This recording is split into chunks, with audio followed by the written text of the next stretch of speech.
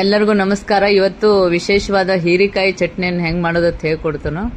ಅದು ಭಾರಿ ಬೆಸ್ಟ್ ಇರ್ತೈತಿ. ಈಗ ಎಳೆ ಹೀರಿಕಾಯಿ ತೊಗೊಂಡೈತಿ, ಎಳಿಬೇನು ತೊಗೊಂಡಿದ್ದು ಅದರದ್ದೆಲ್ಲ ಮೇಲಿನ ಕವರ್ ಎಲ್ಲ ಈ ಥರ ಇದನ್ನು ಸ್ಕ್ರೇಪ್ ಮಾಡಿಕೊಂಡು ತೊಗೊಂಡು ಹಿಂಗೆ ಮಾಡ್ಕೋಬೇಕ್ರಿ. ಅದನ್ನ ಚಟ್ನಿಗಂತೂ ಈ ಥರ ಮಾಡ್ಕೊಂಡ್ರೆ ಬೆಸ್ಟ್ ಆಗುತ್ತೆ.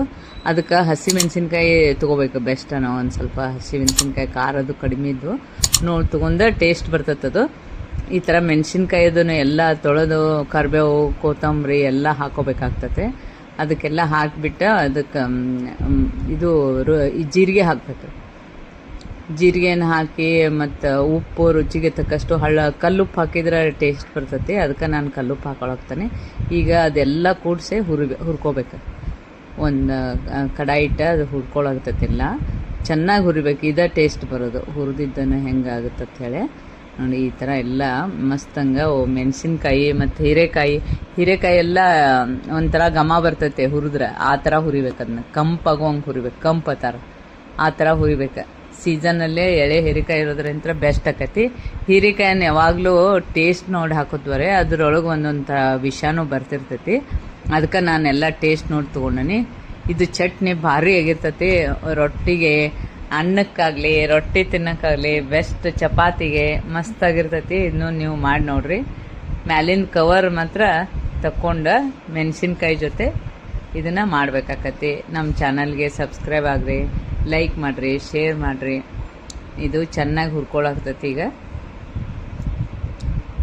ಈ ಥರ ಎಲ್ಲ ಕೆಂಪಾಗ್ಬೇಕು ನೋಡ್ರಿ. ಅದು ಒಂಥರ ಮೆಣಸಿನ್ಕಾಯಿ ಅದು ಎಲ್ಲ ಹುರಿದಿದ್ದು ನಿಮಗೂ ಗೊತ್ತಾಗ್ತೈತಿ. ಅದರದ್ದು ಹೀರೆಕಾಯಿನೂ ಹುರಿದೈತಿ. ಇವನ್ನೆಲ್ಲ ನೋಡಿ ಹಿಂಗಾಗುತ್ತೆ ನೋಡಿ. ಈ ಥರ ಹುರಿದ ಮಿಕ್ಸಿ ಜಾರಿಗೆ ಹಾಕಿ ಅದನ್ನ ಪೇಸ್ಟ್ ಮಾಡೋದಿರ್ತೈತಿ. ಚಟ್ನಿ ಅಂತೂ ಭಾರಿ ಆಗಿರ್ತೈತಿ. ಅದು ಶುಗರ್ದವ್ರಿಗೆ ಅದು ಭಾಳ ಚಲೋ ರೀ. ಇದ್ರೊಳಗೆ ಇದು ನೋಡಿ ಈಗೆಲ್ಲ ಇದಕ್ಕೆಲ್ಲ ಹಾಕೊಳಾಗ್ತೈತಿ.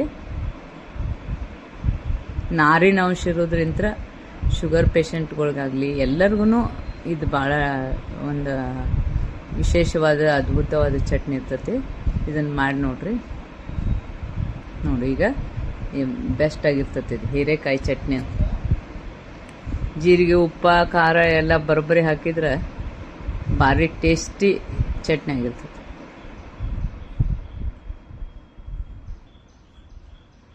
ರೆಡಿ ಆಗೈತಿ ಈಗ ಹೀರೆಕಾಯಿ ಚಟ್ನಿ. ಈ ಥರ ನೋಡ್ರಿ ಹಿಂಗೆ ಬರ್ತೈತೆ. ಅದು ಗರಿ ಗರಿಯಾಗಿ ಬರ್ತೈತಿ. ಇದನ್ನು ತುಪ್ಪ ಹಾಕ್ಕೊಂಡು ತಿನ್ಬೇಕು.